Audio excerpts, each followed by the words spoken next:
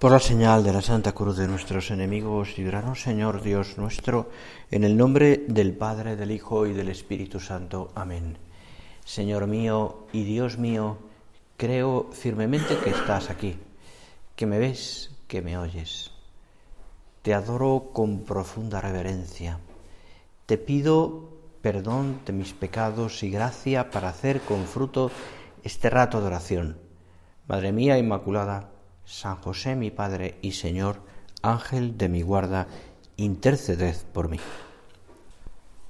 Comenzamos este retiro hoy en la solemnidad de la Santísima Trinidad. Hemos ido estos días, y hoy también, recordándolo con el trisagio angélico, esa repetición continua de unas alabanzas a Dios, que significan adoración, reconocimiento de la grandeza de Dios y por tanto también de nuestra actitud, que tiene que ser una actitud de ponernos, iba a decirlo así, ponernos de rodillas, es decir, adorar a Dios. El retiro de hoy está centrado en este año par, totalmente en la Eucaristía. Todo el retiro ronda alrededor de ese misterio que celebraremos la semana que viene, el domingo, y después en su octava, y lo haremos también conscientes del don tan grande que Dios nos da con este misterio de la Eucaristía. Pero me quiero centrar primero para introducir el día y para introducir también, lógicamente, la fiesta que no deja de ser una solemnidad, que hoy celebramos de la Santísima Trinidad. Nos rondará durante el día y lo pensaremos y lo rezaremos hoy en la bendición también. Ese gloria al Padre, al Hijo y al Espíritu Santo, el Santo, Santo, Santo es el Señor, etcétera, ¿no? Tibi laus, tibi gloria, tibi garchaunatio. Fíjate cuántas veces lo decimos. Y así leemos hoy en la oración colecta de la misa: Dios Padre, que al enviar, dice, al mundo la palabra de la verdad y el espíritu de la santificación, revelaste a los hombres tu admirable misterio. Concédenos, al profesar la fe verdadera, reconocer la gloria de la eterna Trinidad y adorar la unidad en su poder y grandeza. Tú, Señor, nos has revelado un gran misterio, un admirable, dice, esa palabra que utiliza también con frecuencia la liturgia, el admirable misterio, que también se habla así de la Eucaristía. ¿Y qué le pedimos al Señor hoy, en este día de la Trinidad? Profesar la fe verdadera. Es decir, reconocer la gloria de la eterna Trinidad y adorar a la unidad en su poder y grandeza. Uno se queda como asombrado ante este misterio que es misterio y que nos revelará el Señor hasta el cielo, al menos un poco más de lo que hoy nosotros podemos comprender de este misterio, porque estamos hablando de algo que nos supera y algo en lo que tú y yo firmemente creemos. Creo en Dios Padre Todopoderoso, creador del cielo, creo en Dios Hijo, creo en el Espíritu Santo. Vamos revelando en el credo cada domingo, donde vamos reconociendo ese misterio que es de trinitario y al mismo tiempo en la unidad de Dios.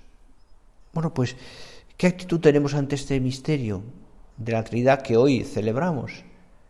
Asombro, adoración, humildad, ponernos de rodillas, es decir, quedarnos como parados, ¿no? Iba a decir, mirando a este misterio que es sublime, ¿no? ¿Y qué actitud tenemos ante el misterio de la Eucaristía que hoy vamos a darle vueltas, ¿no? Y que celebraremos dentro de una semana? Pues yo diría que es similar, es distintos términos, porque es algo más cercano en el sentido de que Dios está con nosotros y le recibimos todos los días, y le adoramos porque está en el sagrario del centro o en cualquier parroquia, en cualquier iglesia, y tenemos la cercanía de saber que además no queda en el pensamiento, sino que además nosotros podemos recibirle, alimentarnos del pan de vida. Pero no deja de ser un misterio que no tiene explicación humana, que se centra evidentemente en la fe. Yo creo que tú estás aquí, Señor, presente con tu cuerpo, con tu sangre, con tu alma, con tu divinidad. Ya está. Yo creo, Señor, que eres Dios uno y trino, Padre, Hijo y Espíritu Santo, en esa unidad y en esas relaciones de paternidad, de filiación, de expiración, etc. Creo. Y vivo de esa fe. Y me mueve en mis actos, y para hacer mis actos, y mi entrega y mi fe a Dios, me mueve para todo esa fe. ¿Por qué mi lucha? ¿Por qué pues todo lo que hacemos? Por la fe que tengo en Dios, encarnado, trinitario, uno, en ese misterio de la Eucaristía. Es lo que me mueve.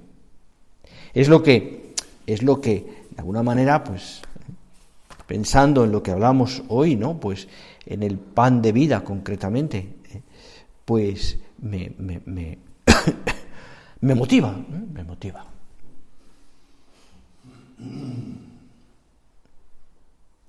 Bajó del cielo a la tierra, se encarnó. También nos quedamos en ese misterio. Fue limitado por el tiempo y por el espacio,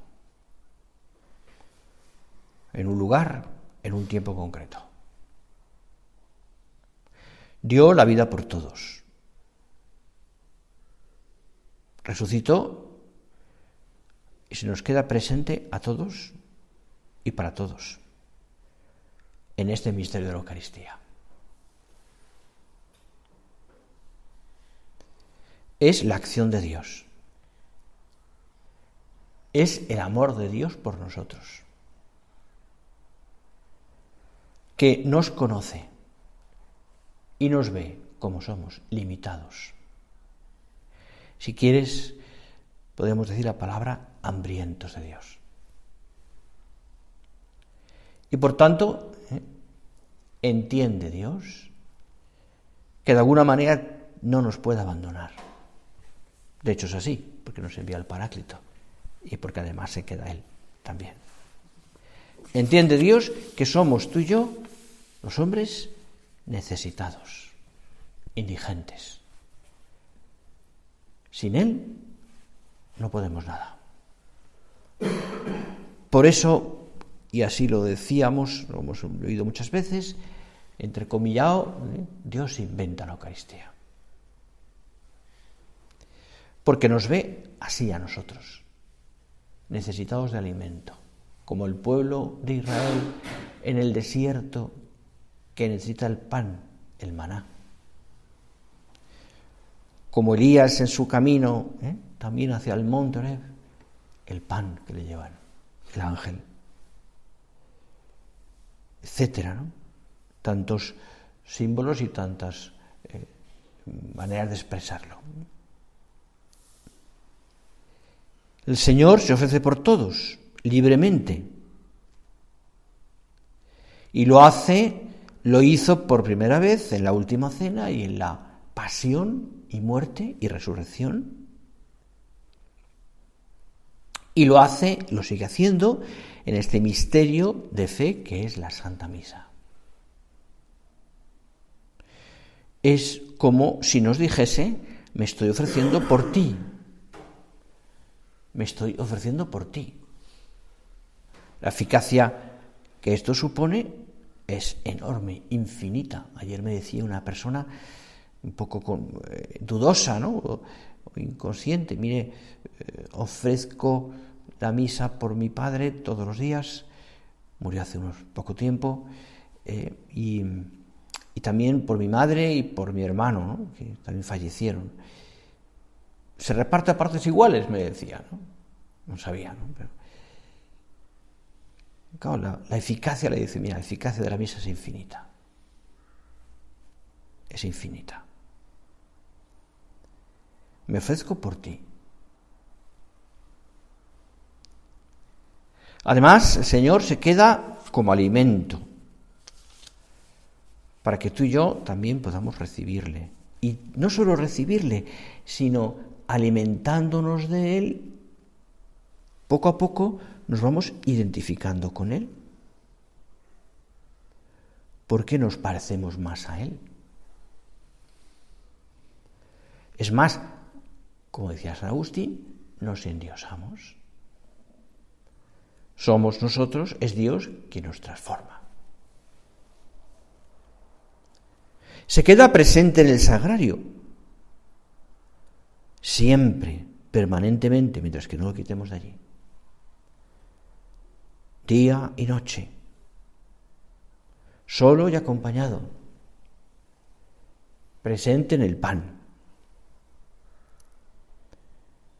para decirnos, hablarnos de su cariño y de tantas cosas importantes, porque espera que tú y yo le escuchemos. Le escuchemos. Estos días, como acabamos el colegio un poco antes, allá 2:15 más o menos, retiramos el Santísimo. Lo guardamos para irnos a casa a comer, los sacerdotes, y siempre hay un grupo grande de niños de primero y segundo de primaria que están rondando esos ratos, no sé si rezando o leyendo o no sé. Pero bueno, el caso es que se crea un ambiente en el que todos han enterado que a esas horas quitamos a Jesús de su casa, lo dicen ellos, y lo llevamos a otra casa para pasar la noche. Me decía uno otro día, es su casa por las noches. Y entonces están esperando ese momento, que nos vean sacar al Señor del sagrario y llevarlo tal. Y hay uno de ellos que se ve que es más líder, que cuando abres el sagrario y lo sacas al Señor, dice a todos, de rodillas. De rodillas. Y entonces todos los demás líderes se ve que es un poco el líder, debe ser, creo que es de primero o de segundo, de segundo. Y todos los demás obedecen, de rodillas. Bueno, ese misterio ante el que nos ponemos de rodillas, que se nos da como alimento, se queda presente en el sagrario, te decía, para hablarnos, para acompañarnos, para que le escuchemos. Y lo decimos también, como se suele decir, amor con amor se paga. Y mi pregunta es, Señor, ¿yo valoro todo este derroche de amor tuyo? El siervo de Dios relata el decreto de virtudes heroicas de San José María, de nuestro Padre, decía una frase solo, el siervo de Dios, amante apasionado de la Eucaristía, vivió el sacrificio del altar como centro y raíz de la vida cristiana. Somos conscientes de que fue así. Y que era para él tan importante, bueno, para todos los cristianos, pero que nos explica no solo con sus palabras y su predicación, sino sobre todo también con su ejemplo. En todos, de muchas maneras, ¿no? Pues desde cómo ponemos los oratorios en los centros del Opus Dei, por ejemplo, a cómo los cuidamos, y es un empeño de todos, a cómo estamos pendientes de que alrededor del oratorio haya ese silencio, de que estén las cosas pasando como un sacerdote de la obra celebra, o no de la obra, pero celebramos la misa, o cómo la vivimos todos, cómo participamos, etcétera. Bueno, pues hay todo un mundo que tampoco vamos a entrar a eso ahora, ¿no? Pero quiero decirte que es verdad que nos ha enseñado nuestro Padre, pues, y más en una época convulsa, ¿no? Con motivo de muchas cosas, ¿no? Del descuido que ha habido, ¿no? Que sigue habiendo alrededor del misterio de la Eucaristía, del sufrimiento que tuvo también San José María con motivo de tantas cosas mal hechas. Tampoco es el momento ahora de... Pero cómo cuidó y cómo exageró ese cuidado, porque era, repito, amante, apasionado de la Eucaristía. Amante, apasionado de la Eucaristía. Se centró en lo que supone ese misterio. ¿Y qué supone? Inerme como un niño, oculto como un tesoro, disponible como un esclavo, loco como un enamorado que espera, paciente como un preso que aguarda una visita. Y tiene mucho esto detrás, preso en el sagrario que aguarda una visita, agradecido como un pordiosero, y es Dios escondido.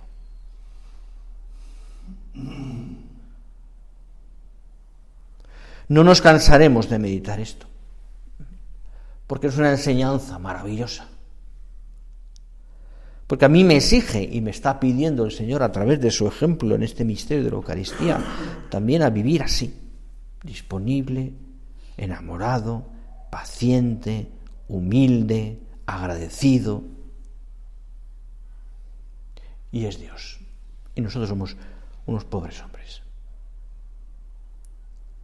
Misterio de fe.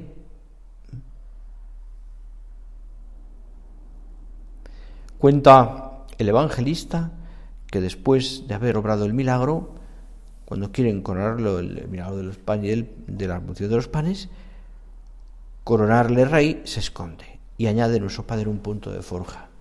Señor, que nos haces participar del milagro de la Eucaristía, te pedimos que no te escondas, que vivas con nosotros, que te veamos, que te toquemos, que te sintamos,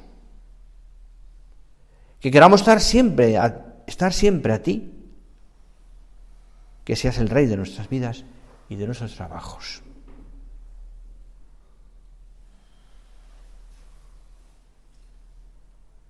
Inerme, oculto, disponible, paciente, agradecido, loco de amor. Qué bien viene pararnos a considerar, ¿no?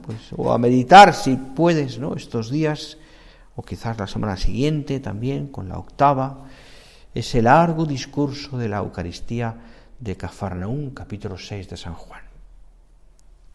Son palabras conmovedoras y al mismo tiempo palabras que a muchos de los judíos que le escuchan les escandalizan.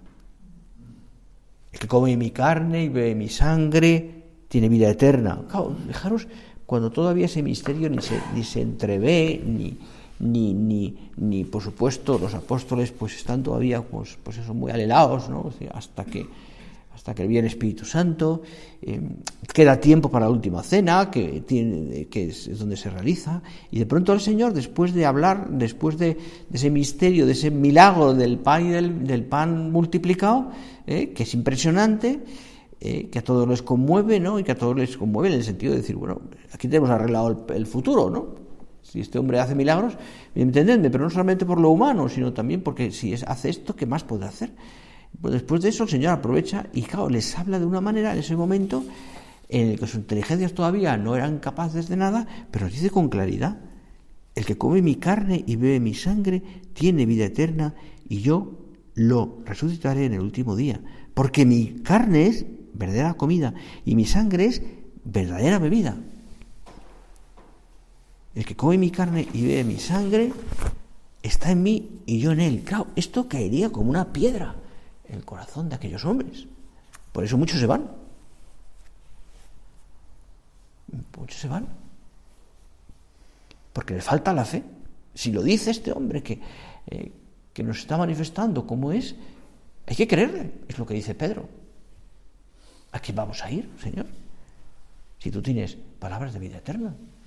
Pero claro, es muy atrevido, ¿no?, por parte del Señor, y así tiene que ser, por otra parte, explicar a aquellas pobres mentes todavía tan lejos algo que les supera.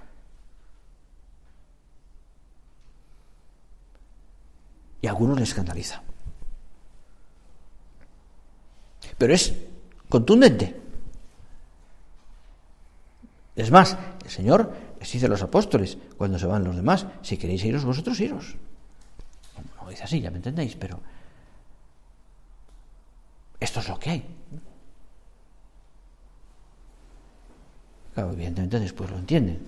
Ellos son protagonistas también de cómo lo entienden.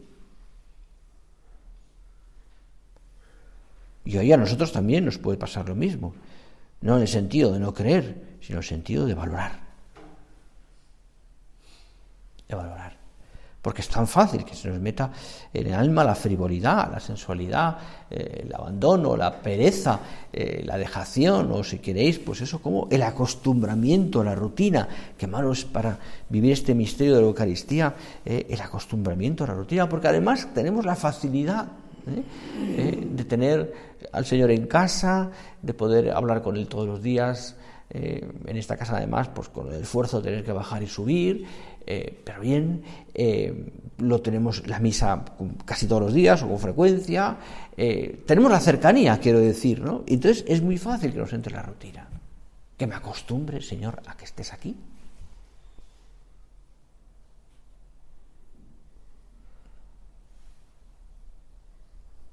Y es Dios.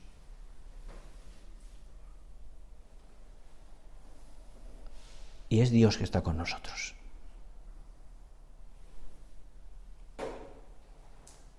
Es lo que le conmovía al cura de Ars cuando sus homilías a veces se paraba y mirando al sagrario les decía a aquellos hombres y mujeres allí presentes: miradlo, es Él. Decía, está, es Él.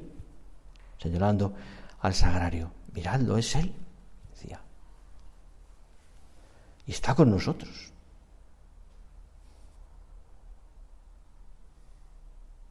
Y nos espera. Pacientemente. No te va a reclamar que vengas. Que vayamos.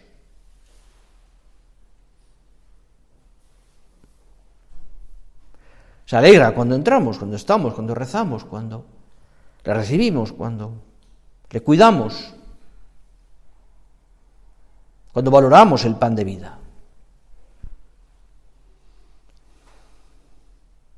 Y tiene derecho, por decir de alguna manera, a que nosotros le recibamos con un amor vigilante, cada vez con más piedad, con más devoción. Aunque sea diario, aunque lo tengamos tan cerca, no dejemos de decirle al Señor, como aquel buen hombre en el Evangelio: Señor, yo no soy digno de que entres en mi casa.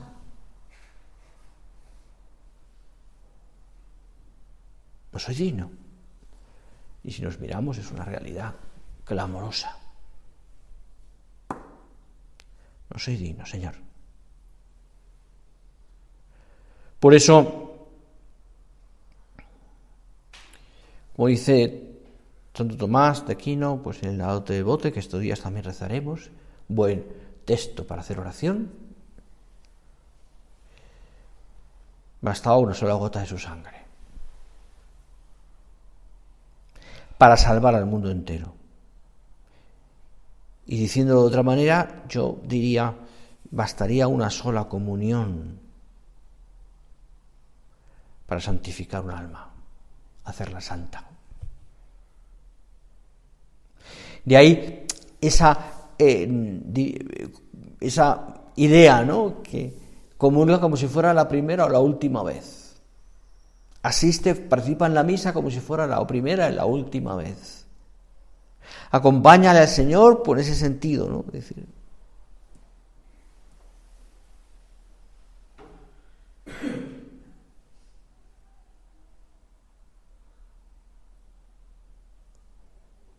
todo eso tiene una razón clave, que es el amor. Es el amor.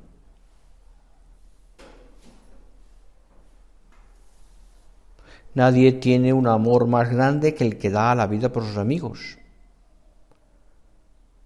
Y entra esto dentro, y este misterio entra ahí también, de esa lógica distinta, nueva, de Dios, que a los ojos humanos, a los entendimiento humano, es tan difícil de entender, pero que hay que mirar desde el punto de vista de Dios. Por eso la clave es el amor. Esa sabiduría del amor que muchas veces que se aprende, sí, que se perfecciona, sí, estudiando, discurriendo, pero que no se aprende solo con eso. Que a veces no se puede enseñar ni mostrar. Simplemente está ahí, el sagrario. Es la actitud de misericordia, de comprensión, de perdón, ¿no? De súplica, de amor que no se impone, porque el amor de Dios nunca se impone, nunca se impone. Dios no te exige que le ames, ni te impone que le ames. Es un acto libre tuyo y mío. Dios no nos exige que creamos, es un acto libre, por tanto consciente, voluntario, y por tanto también en ese sentido de libre, ¿no? Y de responsable.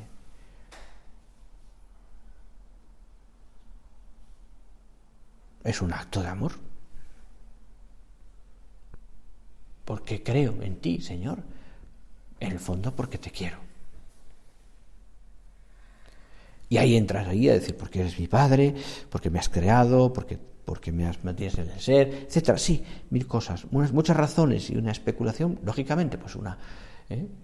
Pero en el fondo lo que sé es que yo creo en ti, Señor, porque te amo, porque me amas en primer lugar. Y me cuidas.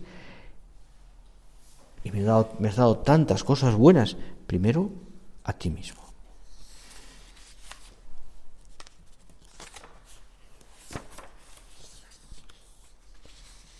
Dios que me ama y se humilla ante la criatura, lavando los pies, quedándose en el pan, que se humilla en la Eucaristía más suplicante que en Belén y que en Nazaret y que en la cruz, que ahí esconde toda su grandeza.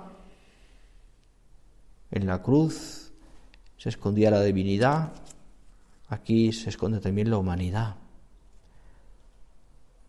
Dios que en el silencio del sagrario y de la presencia real, en el pan de vida, escucha. Dios en silencio, no protesta, no apabulla, no exige, no impone,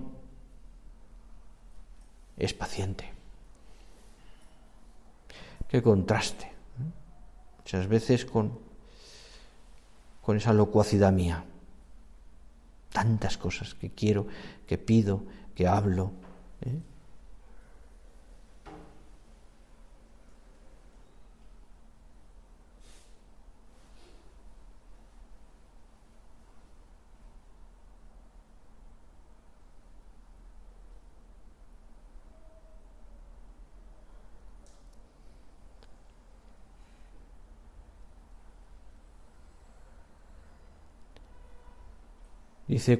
Contaba don Eduardo, y acabo con esto, Ortiz de Landázuri, que una vez, antes, claro, pues, llegó nuestro padre a Pamplona enfermo, y quedaron él y otro médico para sacarle sangre a una hora temprana de la mañana, en Alar, pero él llegó puntual, pero otro médico se retrasó. Y don Eduardo estaba que se subía por las paredes, se indignó muchísimo, ¿no? Cuando llegó el otro médico, se acercaron a nuestro padre y decía don Eduardo que al ver el cariño con que le recibió, todo aquel enfado suyo se disipó, porque además nuestro padre le perdonó, le dijo, no pasa nada, dice, yo vivo sin reloj, en el sentido de que te recibo igual. Bueno, pues el Señor vive sin reloj, por así decirlo, ¿no? Nos recibe igual. Está siempre. Es el amor de Dios. Vamos a terminar este rato de oración, preparándonos para esta solemnidad, pidiéndole al Señor que sepamos valorar todo esto. Lo pensaremos en el retiro, pero sobre todo que el Señor también en esta presencia real convierta nuestra alma, nos ayude de verdad a valorar este misterio tan grande. Al Señor y a nuestra Madre Santísima se lo pedimos.